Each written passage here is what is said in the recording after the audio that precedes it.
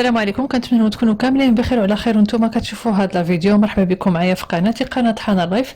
اليوم غادي ناخذكم معايا في جوله الى شاطئ ايمي ودار. شاطئ ايمي ودار المتواجد بالمقربه من اكادير على بعد 33 كيلومتر فاصل 4 بالضبط.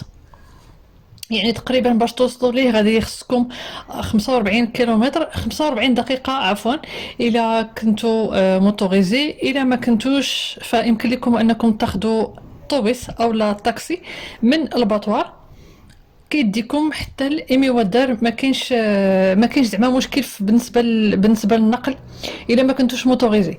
من اروع الشواطئ اللي كاين في نواحي اكادير هو شاطئ ايمي ودار. فيه بزاف ديال الحاجات اللي ممكن انكم تشوفوا، بزاف ديال المناظر.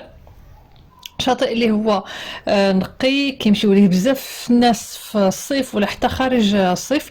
تقدروا ديروا بزاف ديال لي زاكتيفيتي او الانشطه، من بينهم الانشطه اللي هي مائيه، سكي، جيت سكي بغيت نقول. تقدروا كذلك ديروا ركوب الخيل، ديروا كذلك ركوب ديال الجمال. بزاف ديال الحاجات ممكن انكم ديروها. انا نخليكم مع التتمه ديال الفيديو باش تشوفوا ايمي ودار كيفاش دايره. نتمنى انه الفيديو يكون نال اعجابكم. خليوا لي رايكم في التعليقات، وما بقى لي الا نقول لكم تهلاو في راسكم الى فرصه قادمه ان شاء الله.